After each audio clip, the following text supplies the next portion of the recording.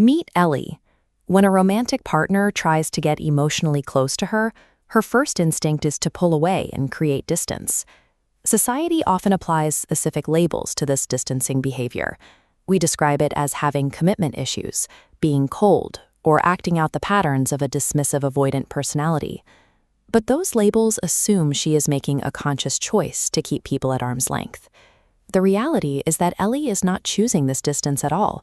Her reaction is an involuntary biological reflex that instantly locks out perceived emotional threats to ensure her own survival. To truly understand why avoidant attachment destroys adult relationships, we have to look past the surface level of psychology and examine the underlying neurobiology. This behavior is a survival strategy built directly into the nervous system. It prioritizes physical self-reliance over the potentially dangerous act of forming an emotional connection. In biology, there is a concept called an ecophenotype. This occurs when an organism adaptively and permanently alters its physical growth to survive a harsh, demanding environment. For a human child, emotional neglect acts as that harsh environment.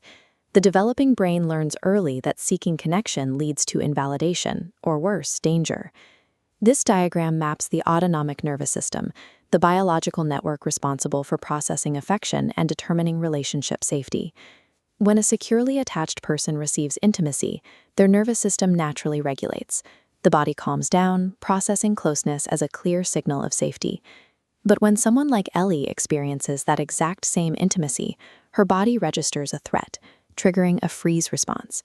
This is the dorsal vagal response, a state of extreme hypoarousal, where the body reduces heart rate and chemically numbs emotions.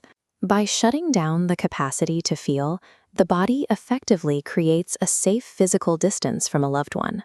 What begins as a psychological defense solidifies into an impenetrable biological barricade.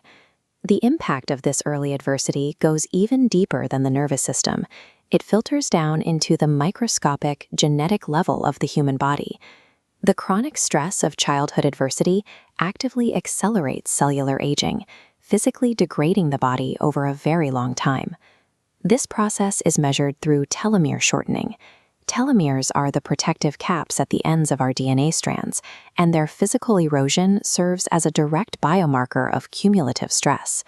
Researchers have found a direct link between this physical cellular erosion and an individual's diminished capacity to maintain secure attachment bonds in adulthood.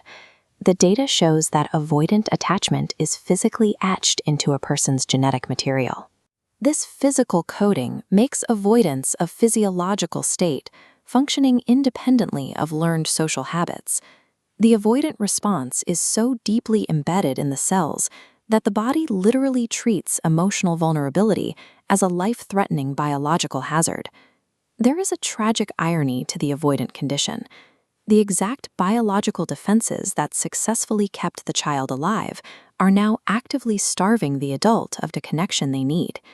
This relationship blueprint, or internal working model, operates like outdated software. It forces the brain to look at a loving partner and mistakenly interpret them as a historical childhood threat.